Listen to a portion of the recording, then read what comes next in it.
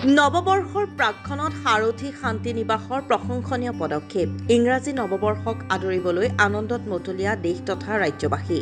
পুৰণি বছৰটোক বিদায় দি নতুন বছৰক আদৰাৰ বাবে সকলোৱে লগে ভাগে মিলিজুলি এসাঁজ মাছে মঙহে জুতি লগাই খায়।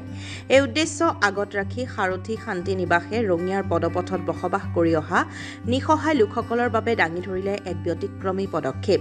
সাৰথী শান্তি নিবাস নামৰ অনুষ্ঠানটোৱে এমুঠি অন্ন যোগান ধৰিলে ৰঙিয়াৰ পদপথত বসবাস কৰি অহা নিঃসহায় লোকসকলক।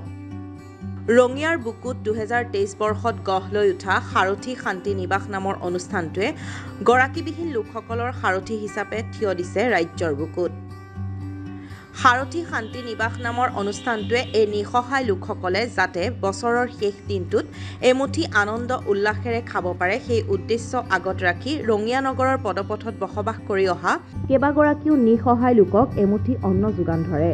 এই কাৰ্যসূচীত উপস্থিত থাকে সাৰথী শান্তি নিবাসৰ সঞ্চালক বিপুল কলিতা, পৰিচালক ৰাহুল বৰ্মন আৰু সৈয়দ শফিকুল আহমেদ। অনুষ্ঠানটোৰ সঞ্চালক বিপুল কলিতাই আগন্তুক দিনবোৰত আৰু অধিক আগ্ৰহেৰে গৰাকীবিহীন লোকসকলৰ সহায়ৰ বাবে কাম কৰি যাব বুলি সংবাদ মাধ্যমৰ আগত প্ৰকাশ কৰাৰ লগতে উক্ত কাৰ্যসূচীত সহায়ৰ হাত আগবঢ়োৱা প্ৰতিগৰাকী ব্যক্তিকে ধন্যবাদ জ্ঞাপন কৰে। আজি এই নৱবৰ্ষৰ ইংৰাজী নৱবৰ্ষৰ প্ৰাক মুহূৰ্তত ৰাজ্যৰ অধিকাংশ লোকে এসাঁজ উচা উদ্দীপনাৰে খোৱাৰ কাৰণে আয়োজন কৰিছে।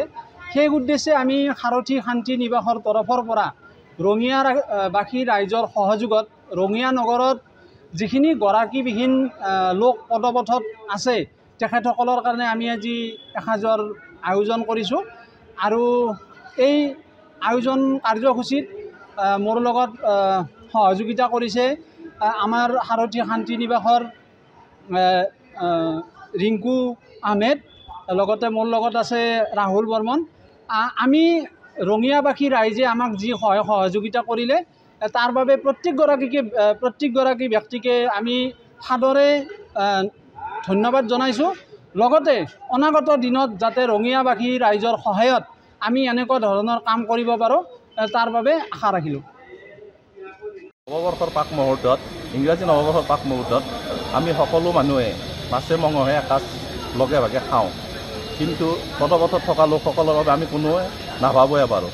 সেয়ে আমি ৰঙিয়াবাসী ৰাইজৰ সহযোগিতাত আমি সাৰথী শান্তি নিবাসে যিমান পদপথত লোক আছে তেওঁলোকক এসাঁজ খাব পৰাকৈ আমি কিছু খাদ্য আজি বিতৰণ কৰোঁ। এই খাদ্য বিতৰণত আমি ৰঙিয়াবাসী ৰাইজে ভালেখিনি সহায় কৰিছে।